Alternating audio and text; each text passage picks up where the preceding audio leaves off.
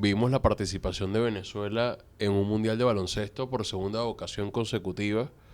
Y no solo eso, sino que una generación dorada que se está despidiendo, que sigue ahí, pero ¿cómo llegar hasta ese punto? Porque tú lograste trabajar para llevar a ese punto a la selección de baloncesto. ¿Cómo lo lograron? O sea, Bueno, alrededor del básquet han pasado muchas buenas casualidades, creo yo. Y por supuesto alrededor hay un trabajo encomiable de muchas personas. Digamos, señalar una causa específica para todo lo acontecido con el básquet nacional sería egoísta quizás. Pero lo que sí estamos claros es que yo podría decir desde 2010, 2011, se vienen dando muchísimas situaciones alrededor del baloncesto venezolano que le permitieron quedar campeones suramericanos en el año 2014, clasificarse de manera consecutiva a 3 Juegos Panamericanos, algo que se dice fácil y no lo es. Poder ganar el Campeonato de América en 2015, poder ganar el Suramericano del 2016, Juegos Olímpicos. ir a los Juegos Olímpicos del 2016, Sí, clasificarse a esos 2 mundiales que tú mencionas. Y alrededor de todo eso, no es que nada más hay 12 jugadores lanzando un balón al aro y encestando. Hay toda una logística alrededor. Yo creo que se apostó mucho en esa generación a poder darle esa tecnificación y ese profesionalismo alrededor de la planificación de grandes, digamos, concursos de preparación alrededor de todos esos años. Por ejemplo, la gente criticaba cuando empezamos a hacer topes de preparación con España, no sé si recuerdas, Hernán, que decimos, no, pero España nos gana Yo fui a ese juego, un amistoso allá. de 50. Que fue previo a aquel, ¿A al, Río? al FIBA Américas, ¿no? Sí. A Guafía América. Bueno, Sí. hubo uno que nos ganaron en el último segundo. Ujú. Y por supuesto, nadie dice que Venezuela sea mejor que España. Simplemente estábamos diciendo que estábamos compitiendo en ese nivel. Pero para competir en ese nivel faltan muchas condicionantes alrededor. Tenemos que tener una buena liga, tenemos que tener un buen sistema de desarrollo. Creo que la federación ahora ha hecho un énfasis importante en la formación de entrenadores.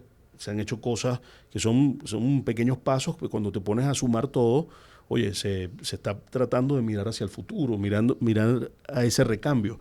Pero lo difícil es poder tener ese sistema debidamente engrasado y que los recambios puedan darse de la mejor manera.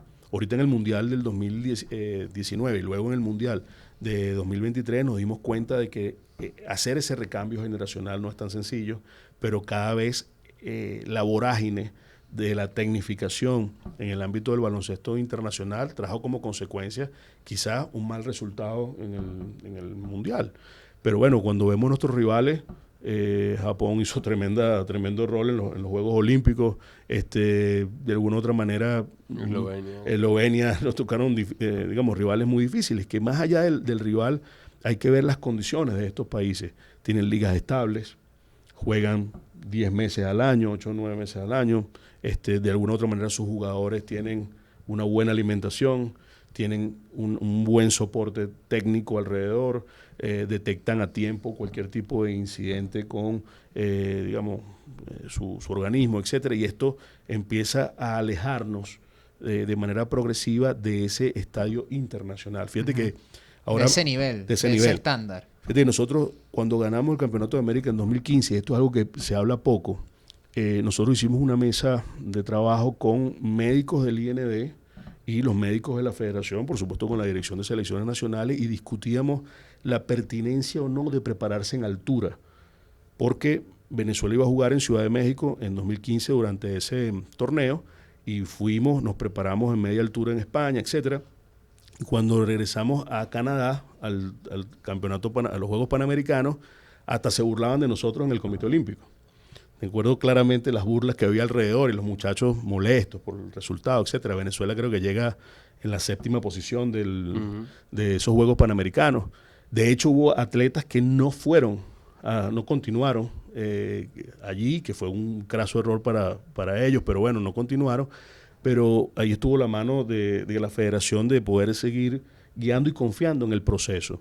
La consecuencia, ¿cuál fue? Llegar 20 días antes del torneo, y Venezuela es un equipo que empezó el torneo corriendo y terminó el torneo corriendo totalmente adaptado al fenómeno de la ausencia de oxígeno en esas condiciones de altura, porque México es una ciudad que está casi en altura. Y de alguna otra manera nuestro equipo estaba más preparado. Para todo eso hace falta dinero.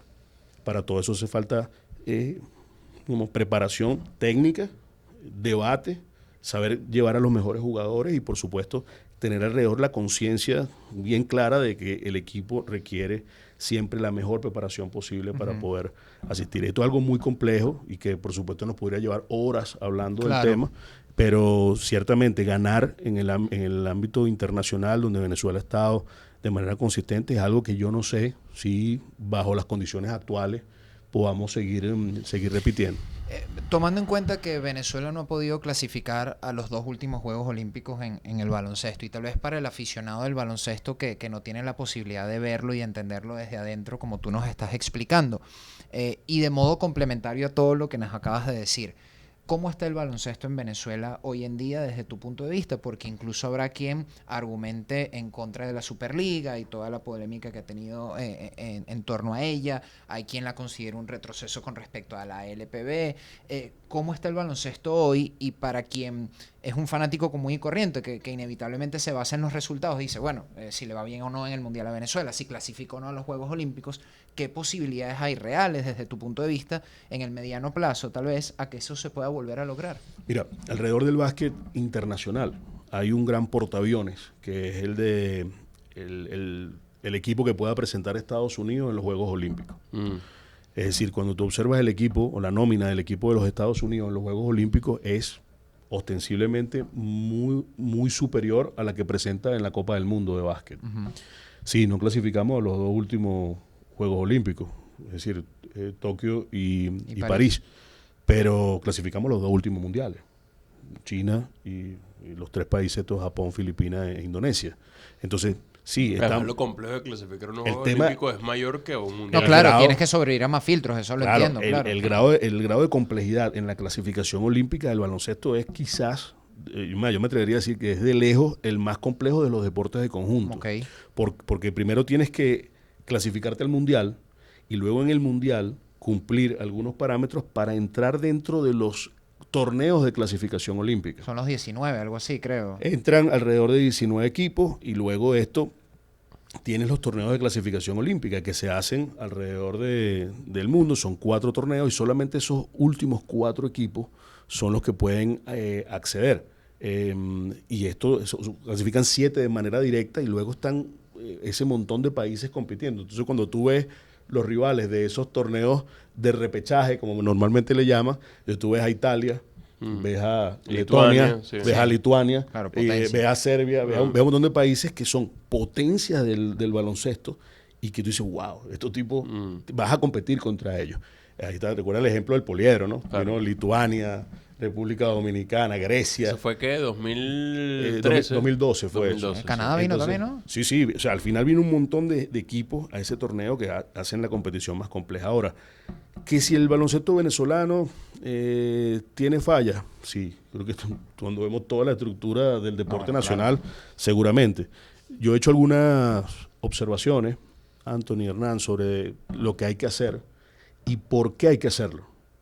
La más grave, y esto lo voy a sostener frente a quien sea, me ponen al frente al presidente del COI y se lo voy a decir. Bueno, me parece increíble aclararlo, pero todo esto es en pro de mejorar. Estamos tratando con mucha humildad, al menos nosotros que no pertenecemos a ese mundo, de entender y a través de la conversación generar un aporte tan sencillo como eso. Claro, el tema es que en el básquet juegan 12, en el roster hay 12.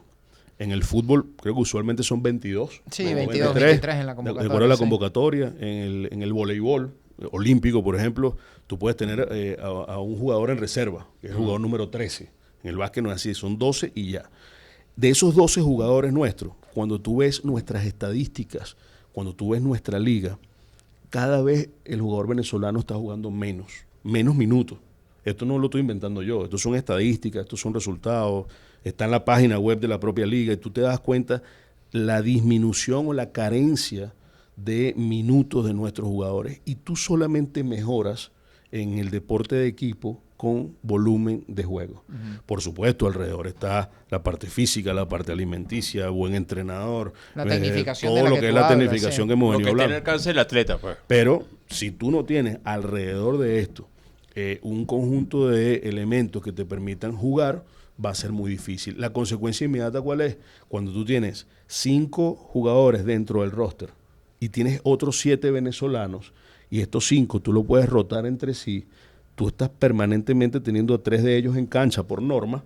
Los importados, Los ¿te refieres? importados, y estos 5 están tomando minutos porque se sustituyen entre ellos. Y si yo puedo tener 3 en cancha y además naturalizar a uno y agarrar al hijo de alguien allá, si yo puedo tenerlo a todos afuera, y eso es un anticoncepto que se ha venido generando en el baloncesto. Claro, en pro de la competencia de esa institución deportiva, pero por su beneficio. Claro, y el término normal que le dan El es espectáculo. del espectáculo. Y cuando vienes a ver, eso también es totalmente debatible. ¿Por qué es debatible? Porque el volumen de pérdidas es terrible, porque el porcentaje de tiros es nefasto, porque la calidad del jugador extranjero que viene en muchas ocasiones no es la mejor. Cuanto menos cuestionable, podemos decirlo con el respeto que merece Es cualquiera de correcto. ellos. Entonces, esto es algo que podemos debatirlo en cualquier instancia. Ahora, esto ha sido elevado a todos los niveles. Me consta el esfuerzo que se ha venido haciendo por tratar de tener más baloncesto. Esto es un esfuerzo que ha venido haciendo la propia liga. Pero pareciera como que es mejor esconder el problema que solucionarlo. Y realmente creo que hay que hacer un esfuerzo dentro del básquet para que esto sea entendido. Creo que el básquet venezolano es muy noble y da para muchísimas cosas. Da, por ejemplo, como para... Es demasiado noble porque siempre le falta algo y aún así, saca la cara. el talento Está sale allí. a poner el pecho. Hay mucha gente que lo ha visto de esta forma. Yo recuerdo unas declaraciones hace un par de años de Néstor Colmenares, después de haber obtenido el título de la liga, y él decía, la liga la ganan los jugadores criollos. Y esto es así. Pero aquí, si yo puedo traer en el último minuto del último partido para que me juegue un solo partido a LeBron James, y tengo el dinero y lo puedo hacer, voy y lo hago. Y esto es algo que rompe completamente la estructura competitiva del país. No es porque sea malo que venga LeBron, ojalá hubiera venido a jugar la liga. Es por el hecho de que no hay una estabilidad, los cambios de roster son brutales, el cambio de las normas es brutal. Por ejemplo, hay un tema Hay normas que cambian en temporada andando. en temporada No, y el andando. roce competitivo de los criollos, lo que tú estás diciendo también, ¿no? Anthony, hay un tema gravísimo, nadie habla de eso. La duración de los partidos. La intensidad de juego, Hernán.